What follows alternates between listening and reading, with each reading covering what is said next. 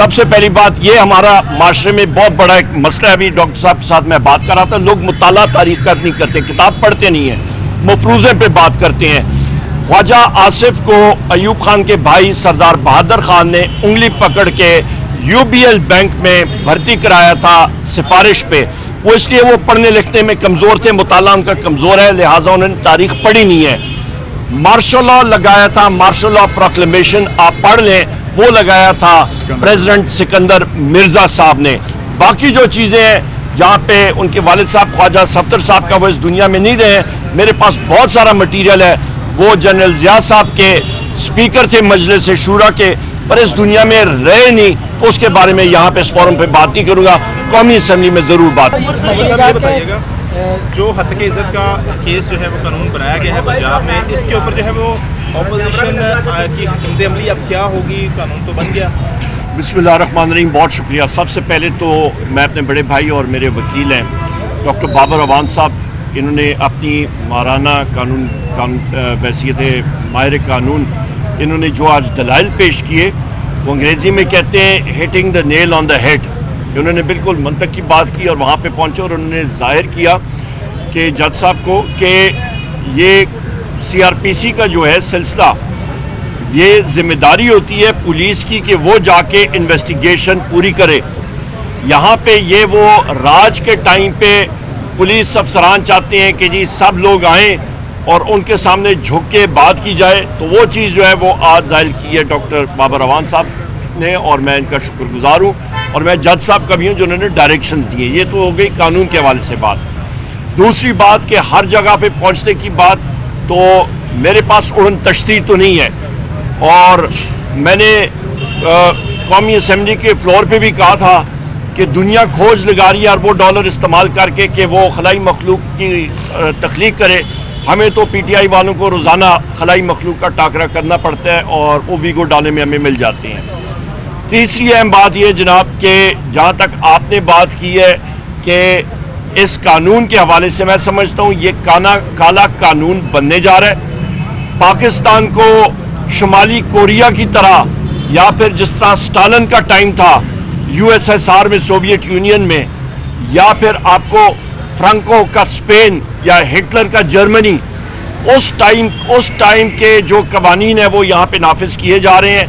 Lobe لباب کے کوئی شخص, خاتون یا مرد کوئی بات کر نہ سکے, یہ اہم بات ہے.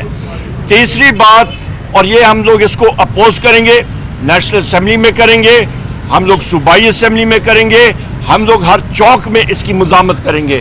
یہ ہمارا آرٹیکل 7 کے تحت ہمارا فریڈم آف ایکسپریشن یعنی کہ اظہار رائے کی آزادی, یہ ہمیں گارنٹی ہے 73 کے آئین کے تحت, اور اس کا ہم لوگ دفاع کریں گے.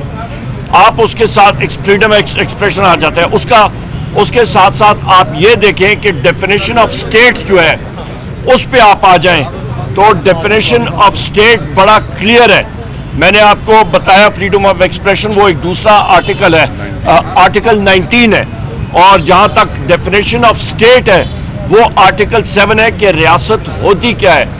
آپ کا جو اسٹیٹ ہے یا ریاست, اس پہ آپ کا قومی اسمبلی ہے, آپ کی صوبائی اسمبلی ہے, آپ کی فیڈرل حکومت ہے, وفاق کی حکومت ہے, آپ کی صوبائی حکومتیں ہیں, آپ کی تحصیل میونسپل ایڈمنسٹریشن ہے TMA, وہ ادارے جو کہ ٹیکس یا سیس نافذ کر سکتے ہیں.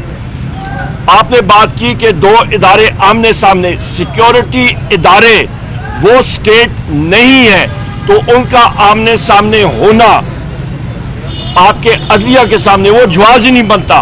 عدلیہ ادارہ ہے, سیکیورٹی ادارے اسٹیٹ یا کہ آپ کے جو ریاست ہے اس کا ایک مطلب آپ سمجھے ٹول ہے, اس کے اوزار ہیں. تو آمنے سامنے جو ہے وہ ماتحت چیز وہ اوپر سپیریئر باڈی کے ساتھ آمنا سامنا ٹکراؤ نہیں کر سکتی ہے آئین اور قانون کے مطابق. بہت شکریہ. سر یہ بتا دیجیے کہ پچھلے دنوں جب آپ نے قومی اسمبلی میں خطاب کیا تو خواجہ آصف صاحب نے آپ کو اپوز کیا آپ کے دادا کے حوالے سے. آپ نے تھرو آؤٹ اپنے پولیٹیکل کریئر میں کبھی بھی ایوب خان صاحب کو ڈسون نہیں کیا ان کے ماشاء اللہ.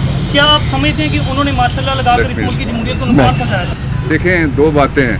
پہلے تو جو کہنے والا ہے اس سے آپ سوال کریں کہ نواز شریف جنرل ضیاء الحق کا تیسرا بیٹا کہلاتا ہے. اگر پھانسیاں لگانی ہیں تو تھوڑی بڑی پھانسی کا حٹ بنے گا، اور اس کا پہلا امیدوار تو آئین توڑنے کے جرم میں شریک نواز شریف ہے۔ سر کیا آپ فون کرتے ہیں مارشل لا؟ ایک سیکنڈ، سب سے پہلی بات یہ ہمارا معاشرے میں بہت بڑا ایک مسئلہ ہے۔ ابھی ڈاکٹر صاحب کے ساتھ میں بات کر رہا تھا، لوگ مطالعہ تاریخ کا نہیں کرتے، کتاب پڑھتے نہیں ہیں، مفروضے پہ بات کرتے ہیں۔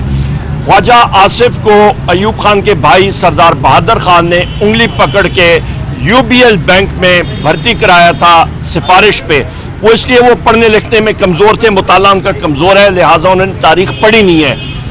مارشل لا لگایا تھا، مارشل لا پروکلیمیشن آپ پڑھ لیں، وہ لگایا تھا پریزیڈنٹ سکندر مرزا صاحب نے۔